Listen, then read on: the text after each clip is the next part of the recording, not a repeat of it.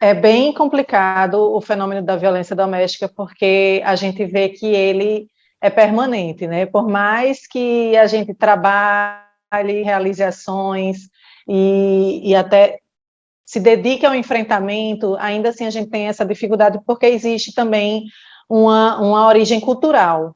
A gente vê que muito dos casos de violência doméstica, eles decorrem do machismo, da nossa cultura machista, patriarcal, né, também, a própria mudança na sociedade do papel da mulher, né, houve essa transição e realmente há uma dificuldade, na maioria dos casos, dos homens entenderem essa autonomia que a mulher tem adquirido na sociedade, né, como até se costuma dizer, um empoderamento da mulher que passou a tomar decisões, a ser autônoma, a decidir a sua própria vida, e isso acaba, em certos momentos, acarretando alguns conflitos, né? Não que ela seja a culpada, mas esse contexto social acaba por, às vezes, trazer. Mas a violência doméstica, ela exige desde muito tempo, né?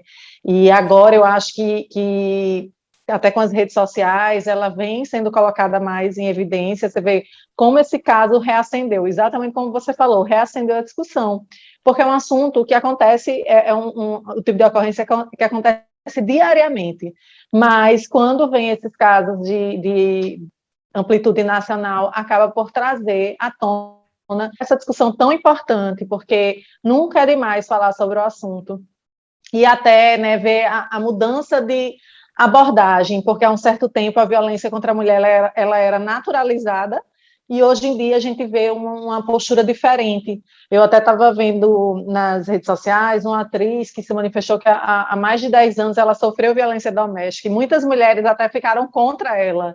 E hoje, nesse caso, né, a gente vê muitas mulheres se solidarizando porque passaram a ter mais conhecimento do que é a violência doméstica, que muitas até viviam e não sabiam que estavam num contexto.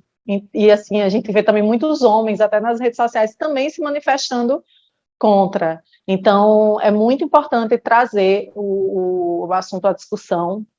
A gente vê que diversos fatores influenciam o fenômeno da violência doméstica, né? A própria dependência econômica, a dependência psicológica. A gente viu até que na pandemia os casos de violência doméstica aumentaram diante da maior convivência com o agressor, né? Porque, queira ou não, a convivência é um fator de risco que aumenta, que acentua os conflitos, e até dela estar tão próxima a ele, né, aquele maior inimigo, digamos, dela na pandemia. Isso foi observado, um número maior das ocorrências de violência doméstica.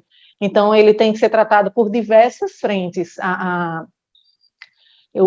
as situações de violência doméstica, tanto na investigação, né, dos casos, que podem ser apurados nas delegacias da mulher. Caicó, no caso, conta com a delegacia da mulher, inclusive eu trabalhei na delegacia da mulher em Caicó, e como também na prevenção, né, dentro da própria família. A sociedade tem um papel importantíssimo no combate, na medida em que são educadores, né, e são pais que podem estar passando um pouco aos filhos sobre o enfrentamento à cultura do machismo, né? E é isso que pode salvar muitas vidas, além, obviamente, do trabalho das forças policiais, porque a repressão é muito importante. Na medida em que a gente não pune o agressor, ele tanto pode fazer isso a vítima, como até com outras também. Doutora, a Pamela Holanda, que foi a ex-mulher do DJ Ives, que está no caso aí à tona no Brasil todo, ela chegou a dizer uma frase que chama a atenção, né? Ela teve medo de denunciar porque teve medo de que as pessoas não acreditassem nela. Esse sentimento de desconfiança ainda é presente no caso das mulheres, o medo de denunciar por não ser, talvez tenha medo de não ser acreditada? Na verdade, eu entendo que não é o principal fator.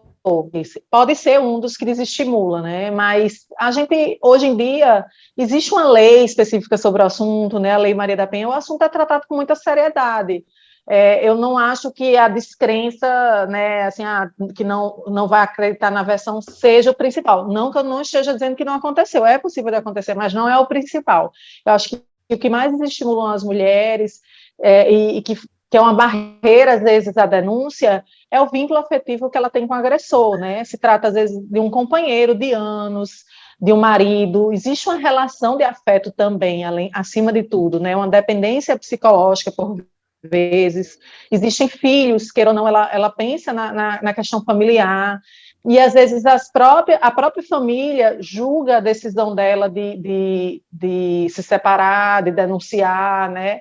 Então, tudo, eu acho que esses são os principais, além da dependência financeira, que às vezes são mulheres que nunca trabalharam e que, queira ou não, existe o receio, o temor de enfrentar um mercado de trabalho no qual elas não se sentem preparadas. Então, acho que esses são os principais motivos.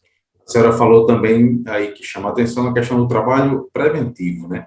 Quais são as melhores formas de se trabalhar a prevenção no caso da violência doméstica ou a violência contra a mulher?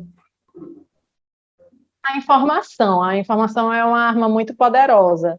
Quando a gente conhece, né, digamos, quando a gente tem um inimigo a enfrentar e a gente conhece esse inimigo, é mais fácil de enfrentá-lo. Então, esclarecer a mulher do que é violência doméstica, dos tipos de violência doméstica, quais são os mecanismos de defesa dela, e a educação, né, desde nas escolas, eu noto que eu já fiz um trabalho em escolas e eu noto que existe um receio das escolas de abordarem o assunto, ajudar as mulheres, de elas se munirem de informação para justamente quando estiverem numa situação de violência, conseguirem identificar isso e romper o quanto antes, porque a violência contra a mulher, a violência doméstica, ela é progressiva, né? Ela começa ali no desrespeito, depois passa para uma agressão moral, depois para uma agressão física, e às vezes até chega ao ápice, que é o feminicídio. Então, quanto antes se rompe essa progressão, melhor, menos vítimas teremos de casos mais graves. E uma outra coisa que chama atenção é que a violência doméstica ela é um ciclo, né? A gente chama o ciclo da violência, que às vezes começam os atritos, existe o conflito ali, às vezes chegando até uma ação, e depois o agressor se arrepende, pede perdão, então ela aceita porque ela acredita que o companheiro dela pode mudar, né? Porque existe justamente essa relação afetiva. Só que depois os conflitos começam, a agressão acontece novamente e assim ela não consegue sair, né, desse ciclo da violência. Então, quanto mais a gente, até o Estado também, né, consegue auxiliar essa mulher com o atendimento até multidisciplinar, não é só na delegacia, mas um atendimento psicológico, um atendimento um serviço social forte, né, com assistente social que de alguma forma ajude essa mulher a se inserir no mercado de trabalho, porque não basta somente ela tomar essa decisão, porque ela tem um longo caminho depois que ela rompe, né, tanto a questão que eu falei financeira, da dependência financeira, algumas mulheres precisam ser reinseridas no mercado de trabalho, como psicológico, de ter um acompanhamento psicológico, tanto para ela quanto para os filhos. Então, tudo isso por isso que trabalhar com violência doméstica é uma rede de atendimento, não se esgota. Aqui trazendo aqui para o Rio Grande do Norte, até para Caicó, a demanda, como a senhora até falou, e pode comentar novamente, talvez a senhora não tenha números aí, mas a demanda aqui no Rio Grande do Norte e aqui na região do servidor, ela tem aumentado de violência doméstica?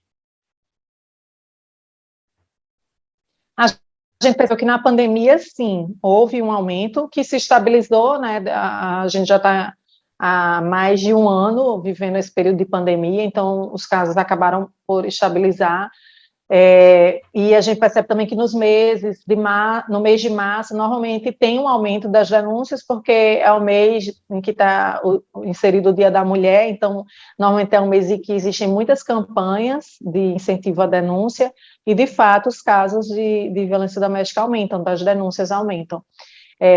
Mas, assim, de um modo geral, se percebeu que na pandemia, sim, a gente atribui a isso, né? Lógico que precisa de um estudo mais aprofundado para saber se está diretamente relacionada, mas pegando o período, fazendo um recorte desde o início da pandemia, a gente vê que houve, de fato, um aumento. E por isso que também foram pensadas formas de ampliar os meios de denúncia, os canais de denúncia da mulher, dentre eles foi a criação da Delegacia Virtual da Mulher, a gente pode encontrá-la no site da Polícia Civil, e lá é possível a mulher solicitar as medidas protetivas de urgência, fazer um exame de corpo de delito no ITEP quando é necessário, mas aquele momento inicial da denúncia pode ser feito pela delegacia virtual. Isso foi uma inovação, ela foi criada em junho de 2020, justamente pensando nisso, que a mulher estava mais tempo dentro de casa, então foi um canal, né, online, que funciona 24 horas, no qual ela pode acessar e lá registrar seu boletim de ocorrência.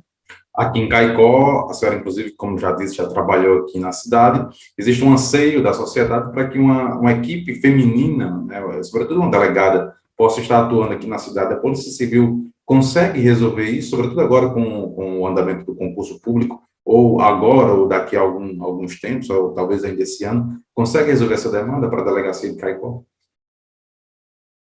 Exato, é muito importante, apesar de não ser obrigatório, né, que a delegacia da mulher ela seja integrada por policiais femininas, mas é recomendável que seja. E a expectativa é que sim, que se monta uma equipe, a gente enfrenta um sério problema de efetivo, né, que já é do conhecimento de todos, a gente trabalha com 30% do efetivo, que seria o ideal, então é todo um trabalho para administrar essa situação desse déficit, mas com certeza é uma das prioridades,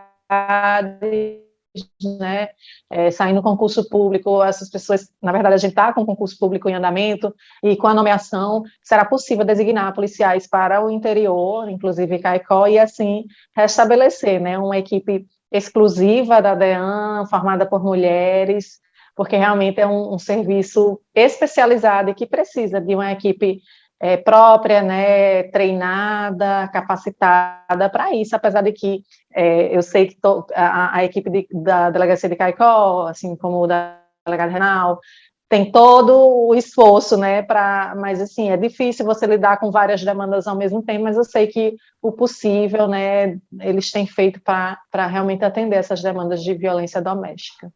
Ok, doutora Dulcinea, muito obrigado pela participação aqui no Sistema Rural de Comunicação. Nunca é demais, né, informar e dizer e orientar que a violência contra a mulher é crime que precisa ser denunciado. Muito obrigado, doutora. Eu que agradeço aqui acho que vale a pena reforçar também os canais de denúncia anônima, né, que tem um canal nacional, que é o 180, e temos o da Polícia Civil, que é o 181, e uma palavra de incentivo às mulheres, né, que elas não desistam, que elas se fortaleçam e que elas consigam romper esse ciclo da violência, porque, apesar de ser difícil, depende muito delas, né?